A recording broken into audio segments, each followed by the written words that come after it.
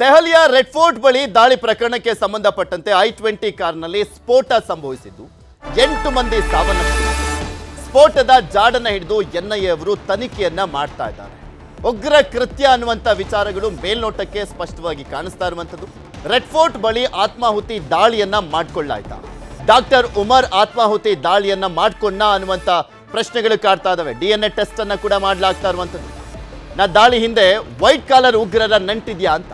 White collar ಉಗ್ರರು ಅಂದ್ರೆ ವೈದ್ಯರ ವಿಚಾರಕ್ಕೆ ಸಂಬಂಧಪಟ್ಟಂತೆ. ಯಾಕೆಂದ್ರೆ 8 ಉಗ್ರರನ್ನ ಈಗ ಆಲ್ರೆಡಿ ಅರೆಸ್ಟ್ ಮಾಡಲಾಗಿದೆಯಲ್ಲ, ಅದರಲ್ಲಿ 3 ವೈದ್ಯರಿದ್ದಾರೆ. ಸೊ ಹೀಗಾಗಿ ವೈಟ್ ಕಾಲರ್ ಉಗ್ರರ ನಂಟಿದ್ಯಾ ಅನ್ನುವಂಥ ಪ್ರಶ್ನೆ ಎದ್ದಿದೆ. 2900 kg ಸ್ಫೋಟಕಗಳನ್ನ ವಶಕ್ಕೆ ಪಡಿಸಿಕೊಳ್ಳಲಾಗಿತ್ತು. ಅದರ ಬೆನ್ನಲ್ಲೇ ಈ ದೆಹಲಿಯಲ್ಲಿ ಸ್ಫೋಟ ಆಗಿರುವಂಥದ್ದು. ದೆಹಲಿ ಸ್ಫೋಟಕ್ಕೂ ಪುಲ್ವಾಮಾ ನಂಟಿದ್ಯಾ ಅನ್ನುವಂಥ ಪ್ರಶ್ನೆ ಇದ್ದಿದೆ. ಎಲ್ಲ ಆಯಾಮಗಳಲ್ಲೂ ಕೂಡ NIA ಅಧಿಕಾರಿಗಳು ತನಿಖೆಯನ್ನು ಮಾಡ್ತಾ ಇದ್ದಾರೆ. ಗೃಹ ಸಚಿವ ಅಮಿತ್ ಶಾ ನೇತೃತ್ವದಲ್ಲಿ ನಿರಂತರವಾಗಿ ಸಭೆಗಳಾಗ್ತಾ ಇದ್ದಾವೆ. ಭದ್ರತಾ ಇಲಾಖೆ ಅಧಿಕಾರಿಗಳ ಜೊತೆ ಶಾ ಸಭೆಯನ್ನ ಮಾಡ್ತಾ ಇದ್ದಾರೆ. ತನಿಖೆಯ ಇಂಚಿಂಚು ಮಾಹಿತಿಯನ್ನ ಪ್ರಧಾನಿಗೆ ರವಾನೆ ಮಾಡಲಾಗ್ತಾ ಇರುವಂಥದ್ದು. ದೆಹಲಿಯ ಬ್ಲಾಸ್ಟ್ ಇಡೀ ದೇಶದ ಜನರನ್ನ ಬೆಚ್ಚಿ ಬೀಳಿಸಿರುವಂಥದ್ದು. ಇದೇ ವಿಚಾರಕ್ಕೆ ಸಂಬಂಧಪಟ್ಟಂತೆ ಮಾತನಾಡ್ತಾ ಹೋಗೋಣ. ಅದು ಇಲ್ಲಿ ದೆಹಲಿ ರಾಷ್ಟ್ರದ ರಾಜಧಾನಿ, ಆರಂಭದಲ್ಲಿ ಹೇಳ್ತಾ ಇದೆ, ಹೃದಯ ಭಾಗ ಅದು. ಎಲ್ಲೂ ಇಲ್ಲದಂತಹ ಅತಿ ಹೆಚ್ಚಿನ ಭದ್ರತೆ ದೆಹಲಿಯಲ್ಲಿದೆ. ಬಿಕಾಸ್ ಇಡೀ ದೇಶದ ಹೃದಯ ಭಾಗ ಮತ್ತು ಎಲ್ಲ ದೊಡ್ಡ ದೊಡ್ಡ ನಾಯಕರು ಕೂಡ ಅಲ್ಲೇ ಇರುವಂಥ ಜಾಗ, ಇದೆಲ್ಲವೂ ಕೂಡ ಕಾರಣ ಆಗ್ತವೆ. ಅಂಥ ಒಂದು ಸೆಕ್ಯೂರಿಟಿ ಇರುವಂಥ ಪ್ಲೇಸ್ನಲ್ಲೇ ಈ ರೀತಿಯಾಗಿ ಬ್ಲಾಸ್ಟ್ ಆಗುತ್ತೆ ಅಂದರೆ ಏನು ಮೆಸೇಜನ್ನು ಕೊಡ್ಲಿಕ್ಕೆ ಹೊರಟಿದ್ದಾರೆ, ಯಾವ ರೀತಿಯಾದಂಥ ಉಗ್ರ ಕೃತ್ಯ ನಾವು ಯಾವುದಕ್ಕೂ ಕೂಡ ಎದ್ರಿಲ್ಲ, ನೀವು ಏನು ಮಾಡ್ಕೊಳ್ಳೋದಕ್ಕಾಗೋದಿಲ್ಲ ಅನ್ನುವಂಥ ಮೆಸೇಜು ಕೂಡ ಪಾಸ್ ಆಗ್ತಾ ಇದೆಯಾ ಅಂತ. ಮೆಸೇಜ್ ಪಾಸ್ ಮಾಡಬೇಕು ಅನ್ನೋ ಉದ್ದೇಶದಿಂದಲೇ ಒಂದು ಸ್ಪಷ್ಟವಾದ ವ್ಯವಸ್ಥಿತವಾದ ಸಂಘಟನಾತ್ಮಕವಾಗಿ ಮಾಡಿರುವಂಥದ್ದು. ನಾವು ಯಾವುದೇ ಒಂದು ಇತಿಹಾಸವನ್ನು ಕೆದಕು ನೋಡಿದ್ರೆ 100 ಅಟೆಂಪ್ಟ್ಗಳಾದಂಥ ಸಂದರ್ಭದಲ್ಲಿ 99ನ್ನು ನೀವು ಬೇಕಿದ್ರೆ ಡಿಸ್ಪೋಸ್ ಮಾಡಿ ಅಥವಾ ಡಿಫ್ಯೂಸ್ ಮಾಡಿ, ಆದರೆ ಒಂದೇ ಒಂದು ಅಟೆಂಪ್ಟ್ ಅವರಿಗೆ ಸಕ್ಸಸ್ ಆದರೂ ಕೂಡ ಅದರ ಸಕ್ಸಸ್ ರೇಷಿಯೋ ಮತ್ತು ಅದರ ಇಂಪ್ಯಾಕ್ಟ್ ರೇಟು ತುಂಬ ದೊಡ್ಡದಿರುತ್ತೆ. ಯಾವುದೇ ತನಿಖಾ ಏಜೆನ್ಸಿಗಳಿಗೆ, ಯಾವುದೇ ಸರ್ಕಾರಕ್ಕೆ, ಯಾವುದೇ ಒಂದು ಸಮಾಜಕ್ಕೆ, ಯಾವುದೇ ಒಂದು ದೇಶಕ್ಕೆ ಇರುವಂತಹ ಸವಾಲು ಇದೆ. ಯಾಕಂದರೆ ಅವರು ಒಂದು ರೀತಿ ರಕ್ತ ಬೀಜಾಸುರರು. ಒಬ್ಬರನ್ನ ಹೊಡೆದ್ವಿ ಅಂದ ಮಾತ್ರಕ್ಕೆ ಒಂದು 100 ಜನ ಹುಟ್ಟುವಂಥ, 100 ಜನ ಅಂಥದ್ದೊಂದು ರ್ಯಾಡಿಕಲೈಸೇಷನ್ ಆಗುವಂಥ ದೊಡ್ಡ ನೆಟ್ವರ್ಕ್ ಇವತ್ತು ಇಡೀ ದೇಶವ್ಯಾಪಿ, ಇಡೀ ವಿಶ್ವವ್ಯಾಪಿ ಅದು ಕಾಣಿಸ್ತಾ ಇದೆ. ಈಗ ನೋಡಿ, ಈ ಒಂದು ಎಂಟೈರ್ ಪ್ರಕರಣದಲ್ಲಿ ಈಗಾಗಲೇ ಇನ್ಪುಟ್ಸ್ ನೆನ್ನೆಯಿಂದ ಸಿಗ್ತಾ ಇದೆ. ಕಾರ್ ಹೇಗೆ ಬಂತು, ಸ್ಲೋ ಮೂಮೆಂಟಲ್ಲಿ ಬಂದು ಅಲ್ಲಿ ಸಿಗ್ನಲಲ್ಲಿ ಬ್ಲಾಸ್ಟ್ ಆಯಿತು, ಹಾಗೆ ಹೇಗೆ ಅದಕ್ಕೆ 3 ಜನ ಡಾಕ್ಟ್ರು ಹೇಗೆ ವೈಟ್ ಕಾಲರ್ ಇದನ್ನು ಟ್ಯಾಪ್ ಮಾಡ್ತಾ ಒಂದೊಂದೇ ಕನೆಕ್ಟಿಂಗ್ ಡಾಟ್ಸ್ಗಳನ್ನು ನಾವು ತೆಗಿತಾ ಹೋದಂಥ ಸಂದರ್ಭದಲ್ಲಿ ತನಿಖಾ ಏಜೆನ್ಸಿಗಳು ಹೇಗೆ ಲೀಡ್ಸ್ಗಳು ಸಿಗ್ತಾ ಹೋಯಿತು. ಈಗಾಗಲೇ 2900 kg ಏನು ಸ್ಫೋಟಕಗಳನ್ನು, ಅಷ್ಟು ಪ್ರಮಾಣದ ಒಂದು ರಾಸಾಯನಿಕವನ್ನು ವಶಪಡಿಸ್ಕೊಳ್ಳಲಾಗಿದೆ. ರಿಸಿನ್ ಮಿಕ್ಸನ್ನು ವಶಪಡಿಸ್ಕೊಳ್ಳಲಾಗಿದೆ. ಫುಡ್ಡಲ್ಲಿ, ನೀರಲ್ಲಿ ಕಂಟ್ಯಾಮಿನೇಷನ್ ಮಾಡಬೇಕು ಅನ್ನೋ ಒಂದು ಲೆಕ್ಕಾಚಾರ ಇತ್ತು. ಒಂದು ಮಾಸ್ ಒಂದು ಹಿಸ್ಟೀರಿಯಾ ಅಥವಾ ಮಾಸ್ ಇನ್ಸೆಕ್ಯೂರಿಟಿಯನ್ನು ಕ್ರಿಯೇಟ್ ಮಾಡಬೇಕು ದೇಶದಲ್ಲಿ ಅನ್ನುವಂಥದ್ದು ಸ್ಪಷ್ಟವಾಗಿ ಎಲ್ಲ ಕನೆಕ್ಟಿಂಗ್ ಡಾಟ್ಸ್ಗಳನ್ನು ನೋಡಿದಂಥ ಸಂದರ್ಭದಲ್ಲಿ ಕಾಣುತ್ತೆ. ಅದೆಲ್ಲದರ ಎಲ್ಲ ವ್ಯವಸ್ಥಿತ ಷಡ್ಯಂತ್ರವನ್ನು ಭೇದಿಸಿದ ಹೊರತಾಗಿಯೂ ಕೂಡ ಮೆಟ್ರೋದ ಹತ್ತಿರ, ದೆಹಲಿಯ ಕೆಂಪು ಕೋಟೆ ಹತ್ತಿರ ಆಗಿರುವಂಥದ್ದು ದೇಶದ ಸ್ವಾಭಿಮಾನಕ್ಕೆ ಮತ್ತು ಆತ್ಮಗೌರವಕ್ಕೆ ಹೊಡೆದಿರುವಂಥ ಹೊಡೆತ. ಅಂದರೆ ನೀವು ಗಡಿಯಲ್ಲಿ, ಬಾಂಗ್ಲಾ ಗಡಿಯಲ್ಲಿ, ಪಾಕಿಸ್ತಾನದ ಗಡಿಯಲ್ಲಿ, ಚೀನಾದ ಗಡಿಯಲ್ಲಿ ನೀವು ನೋಟಮ್ಗಳನ್ನು ಹಾಕ್ಕೊಂಡು ಎಷ್ಟೊಂದು ಎಕ್ಸಸೈಸನ್ನು ಮಾಡ್ಬೋದು, ನೀವೇನೇ ಮೆಸೇಜನ್ನು ಕೊಡ್ಬೋದು. ರಕ್ಷಣಾ ಸಚಿವರು ಏನಾದರೂ ಮಾತನಾಡ್ಬೋದು, ವಿದೇಶಾಂಗ ಸಚಿವರು ಏನಾದರೂ ಮಾತನಾಡ್ಬೋದು, ಪ್ರಧಾನಿಯವರು ಚುನಾವಣಾ ರ್ಯಾಲಿಗಳಲ್ಲಿ ಏನಾದರೂ ಮಾತನಾಡ್ಬೋದು, ಪ್ರತಿಪಕ್ಷಗಳು ಏನಾದರೂ ಮಾತನಾಡ್ಬೋದು. ಆದರೆ ನಮ್ಮ ಒಂದು ವ್ಯವಸ್ಥಿತ ಸಂಘಟಿತ ಒಂದು ಪ್ರಯತ್ನಗಳು ಬೇರೆ ರೀತಿ ಇರ್ತವೆ ಮತ್ತು ನಿಮ್ಮ ಹೃದಯ ಭಾಗದಲ್ಲೂ ಕೂಡ ನಿಮಗೆ ತಲೆನೋವನ್ನು ತರಬಲ್ವಿ ಅನ್ನುವಂಥ ಒಂದು ವಿಶ್ವಾಸ ಯಾಕೆ ಅವರಿಗೆ ಮೂಡಿದೆ ಅಂತಂದರೆ ಹಲವಾರು ಆಯಾಮಗಳಲ್ಲಿ ಈ ಒಂದು ಎಂಟೈರ್ ಪ್ರಕ್ರಿಯೆಯನ್ನು ನೋಡಬೇಕಾಗುತ್ತೆ. ನೋಡಿ, ಒಂದು ರಾಜಕೀಯ ಸವಾಲು ಇರುತ್ತೆ ಇಂಥ ವ್ಯವಸ್ಥಿತ ಸಂಘಟನಾತ್ಮಕ ಕೃತ್ಯಗಳಾದಂಥ ಸಂದರ್ಭದಲ್ಲಿ.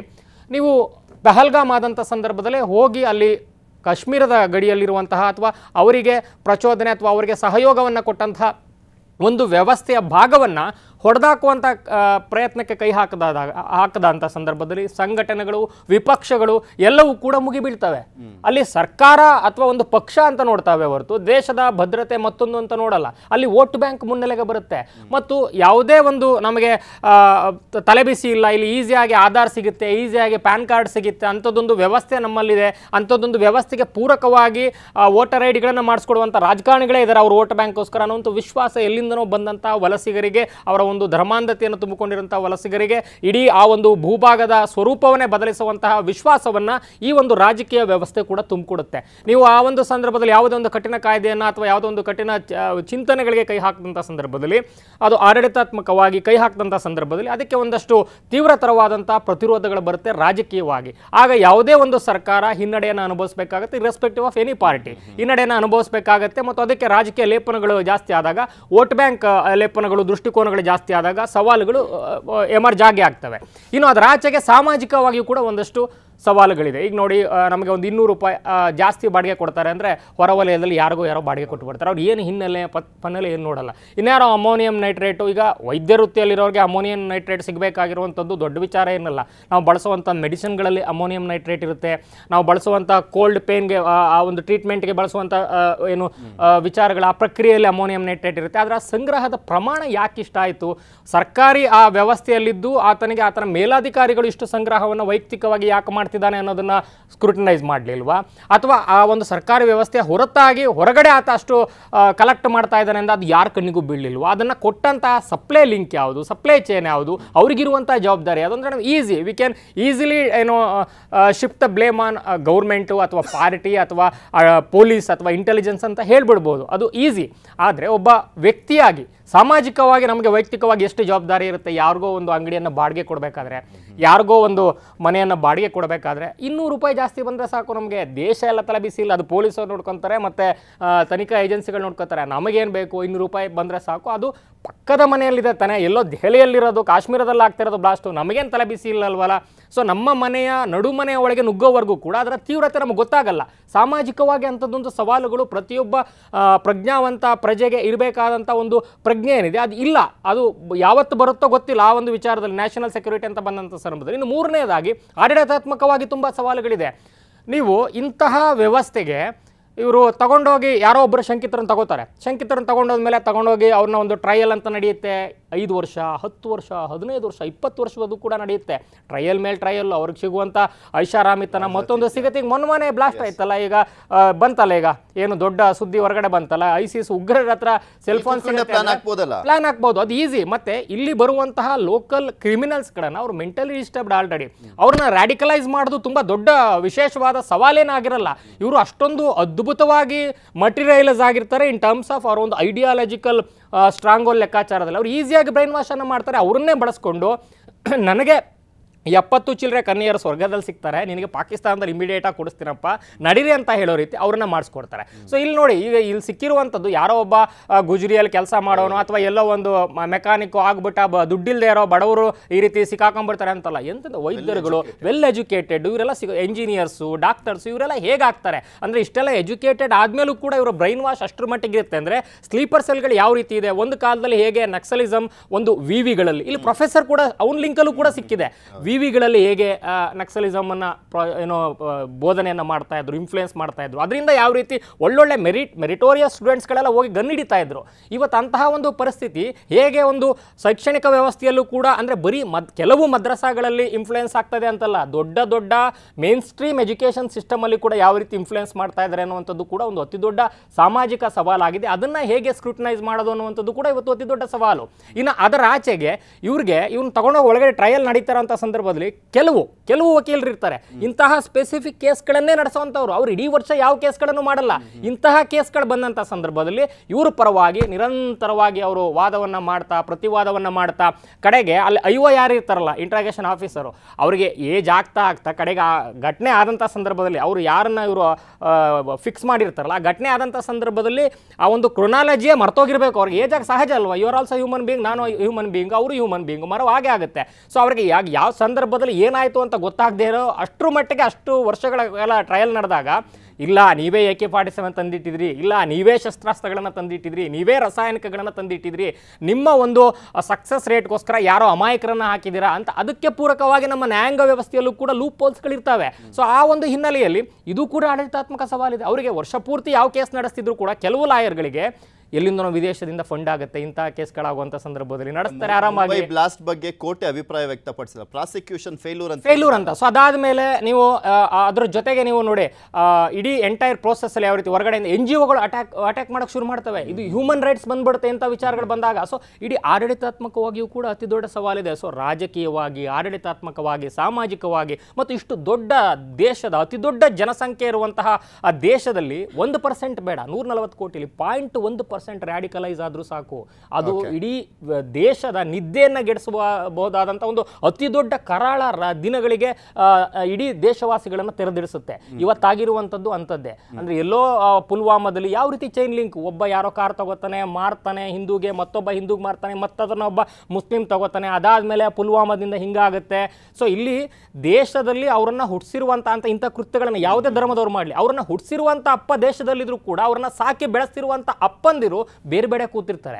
ಎಕ್ಸ್ಟರ್ನಲಿ ಕೂಡ ಇನ್ಫ್ಲೂಯೆನ್ಸ್ ಮಾಡ್ತಾ ಇರ್ತಾರೆ ಮತ್ತು ಎಕ್ಸ್ಟರ್ನಲಿ ಅವಶ್ಯಕತೆ ಇಲ್ಲದೆಯೂ ಕೂಡ ಇಂಟರ್ನಲಿ ಇನ್ಫ್ಲೂಯೆನ್ಸ್ ಆಗುವಂತಹ ಒಂದು ಸೋಷಿಯಲ್ ಮೀಡಿಯಾ, ಒಂದು ಐಡಿಯಾಲಜಿಕಲ್ ವೆಪನೈಸೇಷನ್ ಆಗುವಂಥ ಒಂದು ವ್ಯವಸ್ಥೆ ಮತ್ತು ದುಡ್ಡು ಅಷ್ಟರ ಮಟ್ಟಿಗೆ ಸಿಗ್ತಾ ಇರುವಂಥದ್ದು, ಅದೆಲ್ಲವೂ ಕೂಡ ಈ ರ್ಯಾಡಿಕಲೈಸೇಷನ್ ಆಗಿ ರ್ಯಾಡಿಕಲೈಸೇಷನ್ ಭಾಗದಿಂದ ಇಡೀ ದೇಶ ಸಮಗ್ರತೆ, ನಾವು ಕೊಡ್ತಾ ಇರುವಂಥ ನಮ್ಮದೇ ಟ್ಯಾಕ್ಸ್ ದುಡ್ಡಲ್ಲಿ ಕೊಡ್ತಾ ಇರುವಂಥ ಯೋಜನೆಗಳು ನಮ್ಮದನ್ನ ತಿಂದು ನಮಗೆ ಏನು ಮಾಡಬೇಕೋ ಎಲ್ಲವನ್ನೂ ಕೂಡ ಮಾಡುವಂತಹ ಒಂದು ವ್ಯವಸ್ಥೆಗೆ ಅನುಕೂಲಕರವಾಗಿ ಈ ಎಲ್ಲವೂ ಕೂಡ ಪದೇ ಪದೇ ಇವಾಲ್ವ್ ಆಗುತ್ತೆ. ಮತ್ತು ಇದಕ್ಕೆಲ್ಲ ಸ್ಕ್ರೂಟನೈಸ್ ಮಾಡಿ ಸರಿಯಾಗಿ ಇವ್ರನ್ನ ಫಿಕ್ಸ್ ಮಾಡಿ ಅಂಟಿಲ್ ಅವ್ರನ್ನ ಹ್ಯಾಂಗ್ ಮಾಡಬೇಕು, ಟ್ರಯಲ್ ಮತ್ತೊಂದು ಅಂತಲ್ಲ, ಕ್ಲಿಯರ್ ಆಗಿ ಅವ್ರನ್ನ ಹ್ಯಾಂಗ್ ಮಾಡೋವರೆಗೂ ಕೂಡ ಅಫ್ಜಲ್ ಗುರು ಅಂತ ಕೂಡ ಎಷ್ಟು ದಿವಸ ಆರಾಮಾಗಿದೆ. ಇವೆಲ್ಲ ಕ್ಲಿಯರ್ ಆಗೋವರೆಗೆ ಈ ಒಂದು ರಿಪಿಟೇಟಿವ್ ಕ್ರೈಮ್ಗಳಿಗೆ ಅಥವಾ ರಿಪಿಟೇಟಿವ್ ಟೆರರಿಸಮ್ ಆಕ್ಟಿವಿಟೀಸ್ಗಳಿಗೆ ಕೊನೆಯೇ ಇಲ್ಲ ಪೃಥ್ವಿ.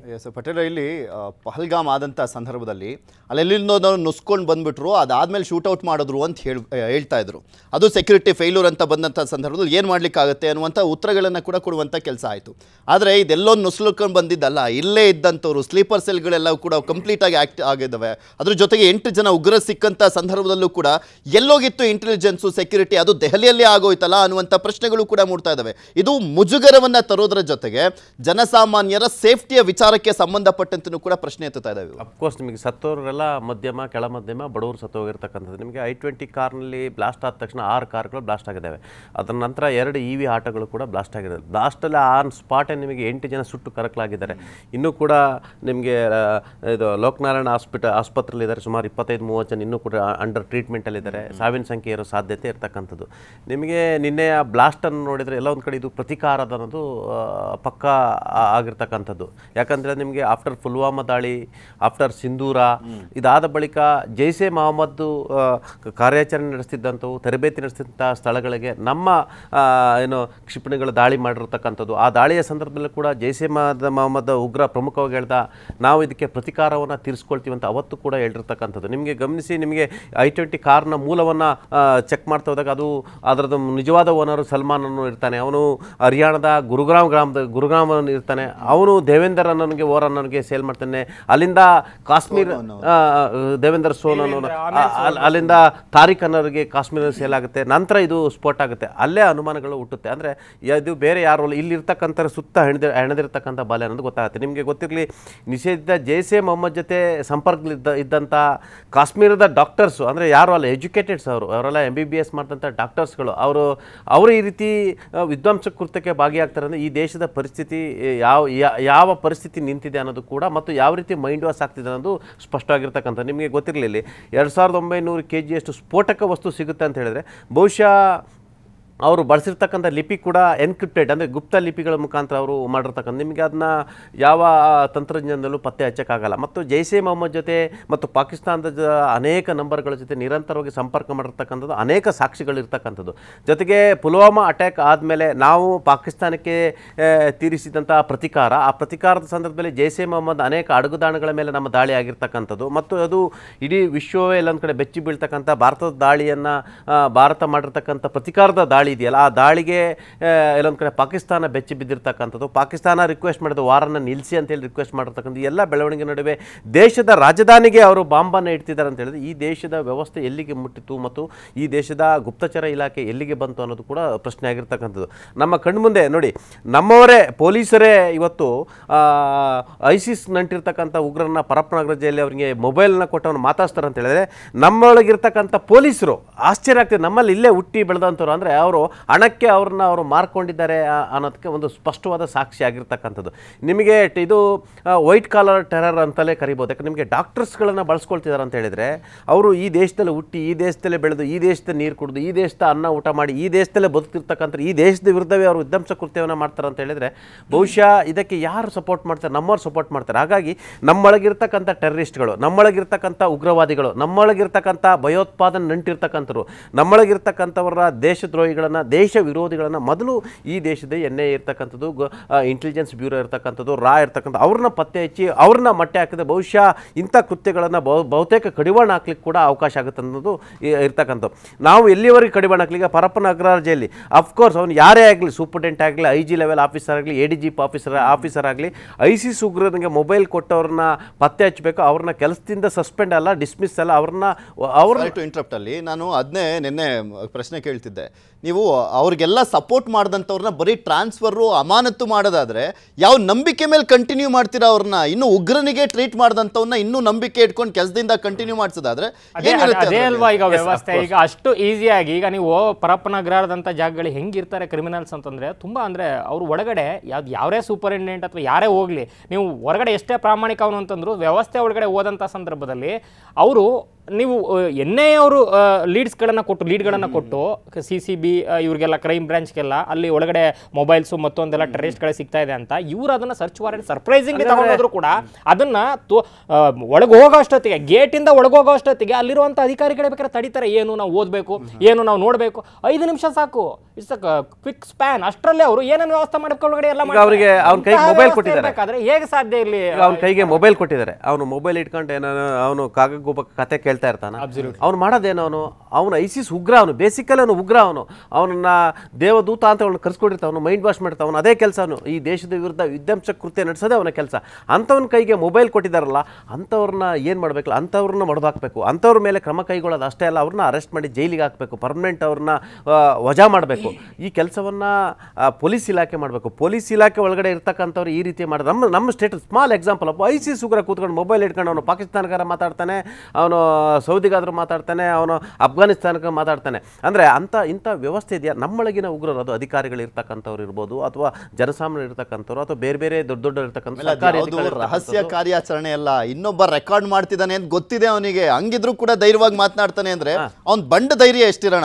ಅಫ್ಕೋರ್ಸ್ ಇದು ಬಹುಶಃ ಈಗ ಪುಲ್ವಾಮಾ ದಾಳಿಯ ಪ್ರತಿಕಾರ ಅಂತ ಹೇಳ್ತಿರ್ತಕ್ಕಂಥ ನಿಮಗೆ ಅವತ್ತು ಆಪರೇಷನ್ ಸಿಂಧೂರ ಸಕ್ಸಸ್ ಆದ ಸಂದರ್ಭದಲ್ಲಿ ಜೈಷೆ ಮೊಹಮ್ಮದ್ ಉಗ್ರ ಅಡಗುದಾಣಗಳಿಗೆ ಮತ್ತು ಅವರ ತರಬೇತಿ ಕೇಂದ್ರಗಳಿಗೆ ದಾಳಿ ಮಾಡಿದ ನಾವು ಇದಕ್ಕೆ ಪ್ರತಿಕಾರವನ್ನು ತೀರಿಸ್ತೀವಿ, ತಕ್ಕ ಪ್ರತಿಕಾರ ತೀರಿಸ್ತೀವಿ, ಸದ್ಯದಲ್ಲೇ ತೀರಿಸ್ತೀವಿ ಅಂತೇಳಿ ಅವತ್ತು ಎಚ್ಚರಿಕೆಯನ್ನು ಕೊಟ್ಟಿದ್ದ. ಬಹುಶಃ ಇದು ನಿಧಾನವಾಗಿ ಆಪರೇಷನ್ ಆಗಿರ್ತಕ್ಕಂಥದ್ದು. ನನ್ನ ಪ್ರಕಾರ ಈಗ ದೇಶದ ಬೇರೆ ಕಡೆಗಳಲ್ಲಿ ಸಿಕ್ಕಿರ್ತಕ್ಕಂಥದ್ದು, ನೀವು ಆಂಧ್ರ ಪ್ರದೇಶದಲ್ಲಿ ಸಿಕ್ಕಿರ್ತಕ್ಕಂಥದ್ದು, ಹರಿಯಾಣದಲ್ಲಿ ಸಿಕ್ಕಿರ್ತಕ್ಕಂಥದ್ದು, ಪಂಜಾಬಲ್ಲಿ ಸಿಕ್ಕಿರ್ತಕ್ಕಂಥದ್ದು, ಇವೆಲ್ಲವನ್ನು ಗಮನಿಸಿದರೆ ಇದು ಆಪರೇಷನ್ 1 ವರ್ಷ ಅಥವಾ ನಿರಂತರವಾಗಿ 1 ಅಥವಾ 2 ವರ್ಷ ಮಾಡಿರ್ತಕ್ಕಂಥದ್ದು.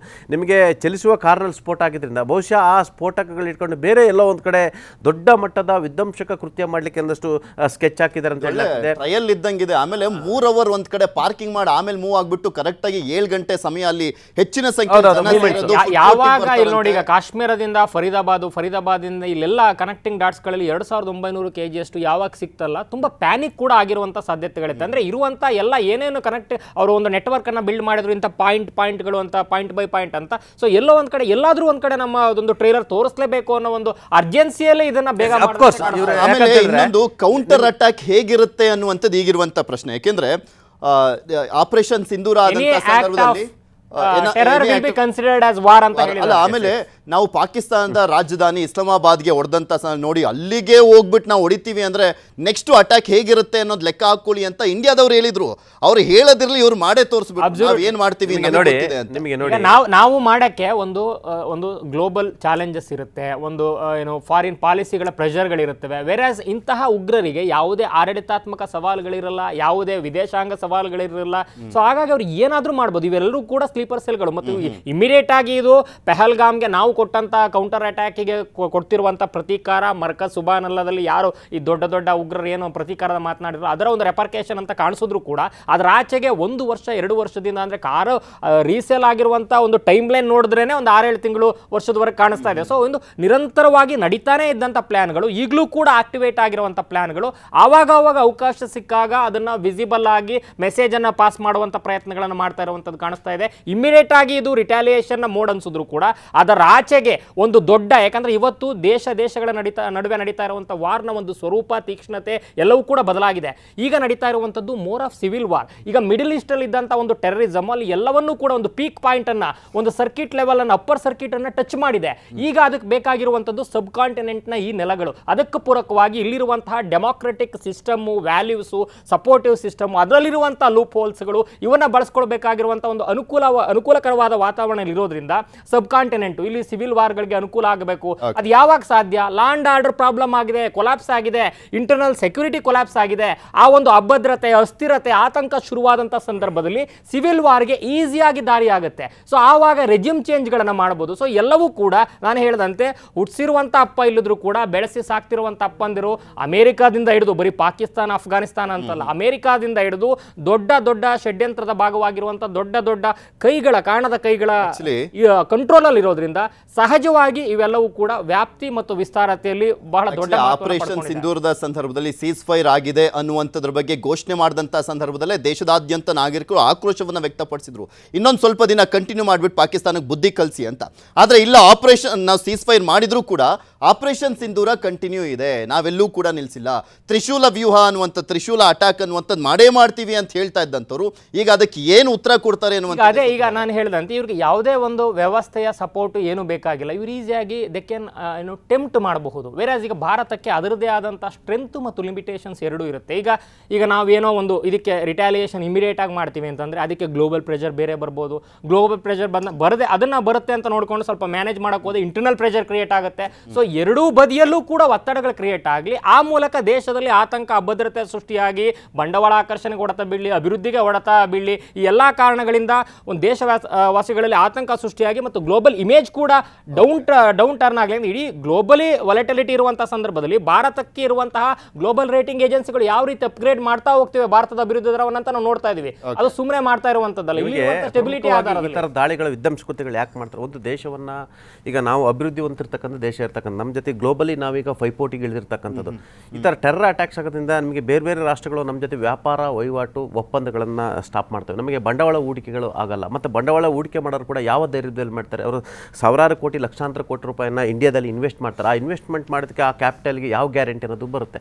ಆ ಸಂದರ್ಭದಲ್ಲಿ ದೇಶದ ಮೂಲ ಆರ್ಥಿಕ ವ್ಯವಸ್ಥೆಗೆ ಪೆಟ್ಟು ಬಿದ್ದರೆ, ನಿಮಗೆ ಗೊತ್ತಿರಲಿಲ್ಲ, ನಿಮಗೆ ಅನೇಕ ರಾಷ್ಟ್ರಗಳು ಮೊದಲು ಅವರ ಸ್ಟ್ರಾಟಜಿ ಮಾಡ್ತಕ್ಕಂಥ ಆರ್ಥಿಕ ವ್ಯವಸ್ಥೆಗೆ ಪೆಟ್ಟು ಕೊಡ್ತಕ್ಕಂಥದ್ದು. ಯಾಕೆ ಇವು ಈಗ ಅಮೆರಿಕ ವ್ಯಾಪಾರ ಫಸ್ಟ್ ಮೊದಲನೇದಾಗಿ ವ್ಯಾಪಾರ ವಹಿವಾಟಿನ ನಿರ್ಬಂಧ ಇರತಕ್ಕಂಥದ್ದು ಯಾಕೆ ಅಂತ ಹೇಳಿದ್ರೆ ಇದೇ ಕಾರಣಕ್ಕೆ. ನಿಮಗೆ ಆರ್ಥಿಕ ವ್ಯವಸ್ಥೆಗೆ ಮೊದಲ ಪೆಟ್ಟು ಕೊಟ್ಟರೆ ಆ ದೇಶ ಬಹುಶಃ ನಿಧಾನವಾಗಿ ಚೇತರಿಕೆಗೊಳ್ಳಲಿಕ್ಕಾಗೋದಿಲ್ಲ, ಅಲ್ಲಿ ಅರಾಜಕತೆ ವ್ಯವಸ್ಥೆ ಆರಂಭವಾಗುತ್ತೆ. ಇಂಥವನ್ನ ಮಾಡಲಿಕ್ಕೆ ಉಗ್ರ ಕೃತ್ಯ ಮೊದಲು ಈ ಥರ ಸ್ಫೋಟಗಳನ್ನ ಮಾಡೋ ಮುಖಾಂತರ ಒಂದು ಮೆಸೇಜನ್ನು ಪಾಸ್ ಮಾಡ್ತಾರೆ, ಇಂಡಿಯಾ ಸೇಫ್ ಅಲ್ಲ. ಅದು ನಿಮಗೆ ವ್ಯಾಪಾರ ವ್ಯವಹಾರ, ಆರ್ಥಿಕ ವ್ಯವಹಾರ ಇರ್ಬೋದು, ಸಾಮಾಜಿಕ ಯಾವುದೇ ವ್ಯಾಪಾರ ವ್ಯವಹಾರಕ್ಕೆ ಸೇಫ್ ಅಲ್ಲ ಅನ್ನೋ ಮುಖಾಂತರ ನಮ್ಮನ್ನು ಆರ್ಥಿಕವಾಗಿ ಬಲಿಷ್ಠ ಆದರೆ ನಾವು ಮುಂದಿನ ದಿನಗಳಲ್ಲಿ ಪಾಕಿಸ್ತಾನ, ಬೇರೆ ಬೇರೆ ಅಂತ ರಾಷ್ಟ್ರಗಳು ತಲೆ ತಿನ್ನಲಿಕ್ಕಾಗಲ್ಲ, ಭವಿಷ್ಯದ ನಮಗೆ ಥ್ರೆಟ್ ಅನ್ನೋ ಕಾರಣಕ್ಕಾಗಿ ಉಗ್ರರನ್ನ ಪಾಕಿಸ್ತಾನ ಅಂತ ರಾಷ್ಟ್ರಗಳು ಪೋಷಣೆ ಮಾಡಿ ಬೆಳೆಸ್ತಾರೆ. ನಿಮಗೆ ಯಾಕೆ ಅವ್ರು ಇಷ್ಟು ಈಸಿಯಾಗಿ ಮಾಡ್ತಾರೆ ಅಂದರೆ ಇವತ್ತು ಒಂದು ದೇಶ, ಇಡೀ ವ್ಯವಸ್ಥೆ, ಒಂದು ಆಡಳಿತಾತ್ಮಕ ವ್ಯವಸ್ಥೆ ಉಗ್ರರಿಗೆ ಬೆಂಬಲ ನಿಂತ ಸಂದರ್ಭದಲ್ಲಿ ಅವರು ಇನ್ನೊಂದು ನಮ್ಮಂಥ ಶತ್ರು ರಾಷ್ಟ್ರಗಳಲ್ಲಿ ಬಂದು ಈ ಥರದ ವಿಧ್ವಂಸ ಕೃತ್ಯಗಳನ್ನ ಮಾಡಲಿಕ್ಕೆ ಅನುಕೂಲ ಆಗುತ್ತೆ. ಮತ್ತು ಹಾಗಾಗಿ ನಾವು ಇದರಲ್ಲಿ ಎಚ್ಚೆತ್ತುಕೊಳ್ಬೇಕು. ಹಾಗಾಗಿ ಇಲ್ಲಿರ್ತಕ್ಕಂಥ ಉಗ್ರರನ್ನ, ಇಲ್ಲಿರ್ತಕ್ಕಂಥ ಟೆರರಿಸ್ಟ್ಗಳು, ಇಲ್ಲಿರ್ತಕ್ಕಂಥ ಸ್ಲೀಪರ್ಸ್, ಇಲ್ಲಿರ್ತಕ್ಕಂಥ ಅದು ಪರಪ್ನ ಅಗ್ರಹಾರದಲ್ಲಿ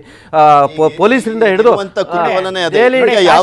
ಕಾಶ್ಮೀರದಲ್ಲಿ ಕಲ್ಲೊಡೆದು ಜೀವನ ಮಾಡ್ತಾ ಇದ್ರು. ಅವರಿಗೆ ನಾವು ಕಟ್ಟಿರುವಂತ ತೆರಿಗೆ ಹಣನ ತಗೊಂಡೋಗಿ ಅಭಿವೃದ್ಧಿಯ ದಾರಿಯನ್ನ, ರಸ್ತೆ, ಮತ್ತೊಂದು ಬಂಡವಾಳ ಆಕರ್ಷಣೆ ಎಲ್ಲವನ್ನ ಮಾಡ್ಕೊಡ್ತೀವಿ. ಇವ್ರನ್ನ ಎಷ್ಟು ಮೇನ್ ಸ್ಟ್ರೀಮ್ಗೆ ತರಬೇಕು ಅಂತ ಅನ್ಕೊಂಡ್ರು ಕೂಡ ವಾಪಸ್ಸು ಕೃತಜ್ಞತೆ ಅಂದ್ರೆ ಥ್ಯಾಂಕ್ಸ್ ಅನ್ನುವಂಥ ಒಂದು ಇದನ್ನ ಬಿಟ್ಟುಬಿಡಿ. ಆದರೆ ಕನಿಷ್ಠ ಒಂದು ಏನು ಮರ್ಯಾದೆ ಅವ್ರು ಕೊಡುವಂತ ಅಥವಾ ಓದುವಂತ ಒಂದು ತತ್ವಗಳೇನಿದೆ, ಐಡಿಯಾಲಜಿ, ಅದಕ್ಕಾದ್ರೂ ಕೂಡ ಮರ್ಯಾದೆ ಕೊಡದೇ ಇರುವಂತಹ ವ್ಯವಸ್ಥೆ ಇದೆಯಲ್ಲ, ರಿಫಾರ್ಮ್ ಆಗಬೇಕಾಗಿರ್ತಕ್ಕಂಥ